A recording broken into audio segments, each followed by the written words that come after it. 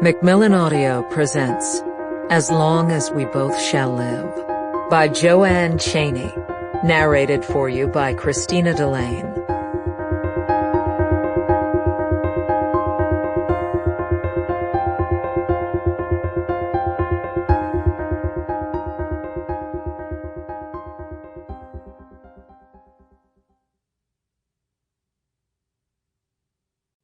A thief he will rob you and take all you have, but a false-hearted lover will send you to your grave.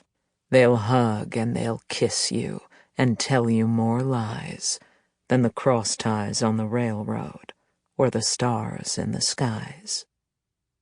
On top of Old Smoky, traditional American folk song. I hate you so much that I destroy myself to take you down with me. Rita Hayworth, Gilda. There are two dilemmas that rattle the human soul. How do you hold on to someone who won't stay? And how do you get rid of someone who won't go? Danny DeVito, The War of the Roses. You can't always get what you want. If you try to kill your wife without a plan, you will fail. There are plenty of assholes who do just that. Men who decide to murder their significant other on the spur of the moment because they're angry or drunk or jealous or just plain tired of the nagging, or they don't want to go through the hassle of a divorce. And they get caught. They always get caught. There are plenty of wife killers moldering in prison, spending their days staring at the cement walls and playing basketball and doing a whole lot of nothing, wishing they hadn't done that Google search on how to kill someone and get away with it on their home computer, so all the cops had to do was look at their browser history and then, bam!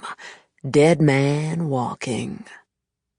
Or these men will wish they hadn't done it in their home, right in the bedroom, so there was blood left all over the mattress and walls, and the cops were able to swab it right up, trace evidence left every which way. It doesn't matter how much bleach these guys splashed around or how many times they ran the shop vac. These men end up wishing they would have left their wives instead, strapped on their sneaks and vanished, disappeared into another city, changed their name and found some other woman to shack up with. There's not a better place in the world to start a new life than good old America. Any fifth grader with a history book can tell you that. But these guys still think they can get away with it. But they'll also tell anyone who'll listen that they love their wives. We're soulmates. It was love at first sight. I couldn't possibly have done it because how would I live without her? But these men manage to live. Oh, yes, they do. They dab their tears at first. They promise there will be vengeance. They lock themselves away from curious eyes. But then, after a while, they start showing up at Red Lobster on Friday nights with a new woman. They sell their wife's car, they jam her clothes in black lawn bags and take them down to the Goodwill. They move on too fast. And if it wasn't a witness that tripped up their scheme, or the bloodstains left on the carpet, or their suspicious internet searches, this will get them caught. They'll paint themselves right into a corner, so when the cops come knocking, grinning, and twirling the handcuffs, it's not all that much of a surprise. Except to them, maybe.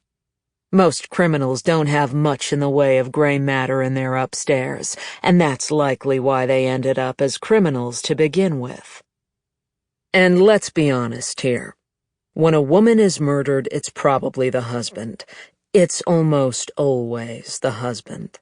Hell, anyone with basic cable and the slightest interest in the melodrama of true crime knows it.